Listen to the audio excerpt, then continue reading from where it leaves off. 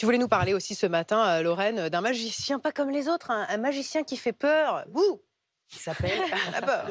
Et non, mais tu vas vraiment flipper. Attends, Vas-y. oublie le lapin là, qui sort du haut de forme, la baguette magique, parce que le magicien que je vous présente ce matin, il est loin d'être conventionnel. Vous voyez un peu les photos autour de moi, hache à la main. Là, il y a une tête de mort à la main, visage masqué avec des lunettes d'aviateur. Il est un peu flippant, c'est un peu Michael Myers qui fait de la magie. Et plutôt que de nous émerveiller, l'idée c'est de jouer avec nos peurs. Vous allez voir le spectacle, il est même interdit aux moins de 12 ans. On regarde un extrait. Ne bougez surtout pas.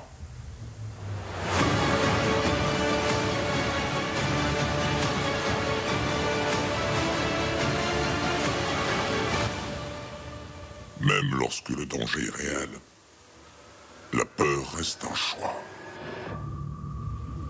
Merci de vous être porté volontaire.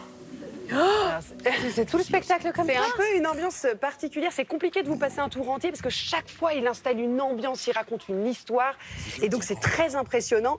Et alors, voilà, sur scène, vous voyez, c'est un peu l'ambiance lugubre. Il y a des couteaux, il y a des mallettes, il y a des vieilles poupées un peu flippantes, des amulettes, des tronçonneuses. Et il invite des gens à venir sur scène. Et je peux vous dire qu'ils sont tous là à se cacher un peu au fond du siège. Mais à un quoi. moment, il montre son visage, le bonhomme? Non, on n'en connaît pas son visage. Mais nous, on l'a rencontré, figure-toi. Et on lui a posé la question, mais qui êtes-vous ? Je suis celui que vous voulez que je sois.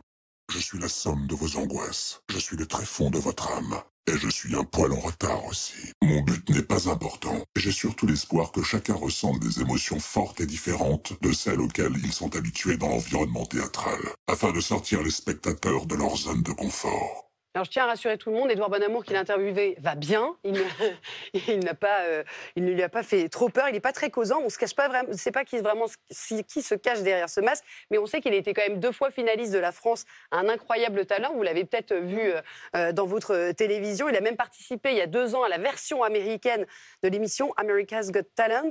Alors, on est allé à la sortie du spectacle et les spectateurs, ils n'étaient pas forcément rassurés.